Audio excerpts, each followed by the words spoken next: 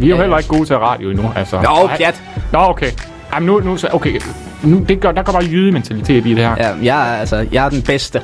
Okay. Når du snakker om sjællandermentalitet. Altså, så vil jeg sige, at jeg er ikke dårlig. Nej. Så hold kæft, hvor er det pisset at sige det der. Det synes jeg, det er vattet. Det er det. Sebastian. Ja. Ved du, hvilket dyr på Fyn, der kun staves med et bogstav?